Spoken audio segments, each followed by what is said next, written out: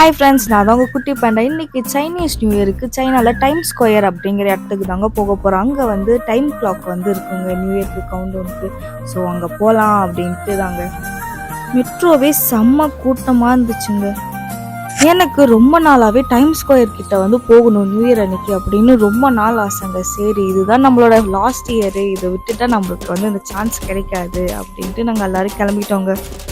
என்ட்ரன்ஸ்லேயே நல்லா கலர்ஃபுல்லாக நிறைய ஹீலியம் பலூன் வந்து வித்துட்டு இருந்தாங்கங்க. பார்க்கவே செம்ம கலர்ஃபுல்லாக சூப்பராக இருந்துச்சுங்க.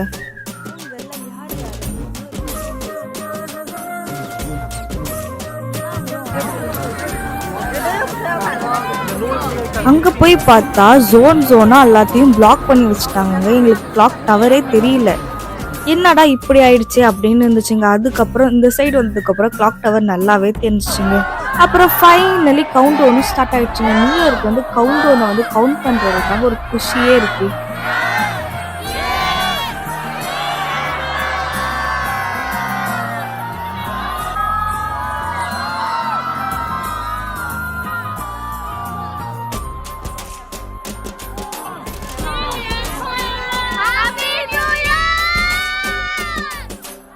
நியூ இயரும் ஸ்டார்ட் ஆயிடுச்சுங்க. ஹோப் இந்த இயர் வந்து எல்லாத்துக்கும் செம பெஸ்ட்டாக இருக்கணும்ன்ட்டு நான் ப்ரே பண்ணிக்கிறேங்க.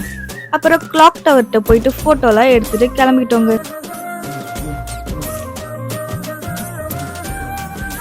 ஃப்ளாட்டுக்கு வந்து பார்த்தா இங்கேயும் லைட் வச்சு டெக்கரேட் பண்ணியிருந்தாங்க. பார்க்கவே நல்லா இருந்ததுங்க. அப்புறம் எனக்கும் என் ஃப்ரெண்டுக்கும் செம்ம பசிங்க. சரி என்னடா பண்ண, சரி டக்குன்னு ரைஸ் வச்சுட்டு ஒரு ஃப்ரைட் ரைஸ் போட்டுருவோம் அப்படின்ட்டு ஃப்ரைட் ரைஸ் செஞ்சுட்டு இருந்தாங்க. நான் வீட்டுக்கு வர வழியிலே ரோஸ்டட் டக் வந்து வித்துட்டு இருந்தாங்க. சரி, அது ஒரு பீஸ் வாங்கிட்டு வந்துட்டு அவ்வளோதாங்க. எங்கள் நியூ இயரை கம்ப்ளீட் பண்ணிட்டோம். உங்களுக்கு இந்த வீடியோ பிடிச்சிருந்தா மறக்காம நம்ம சேனலை சப்ஸ்கிரைப் பண்ணிக்கோங்க. அப்படியே இந்த வீடியோக்கு ஒரு லைக் பண்ணிடுங்க.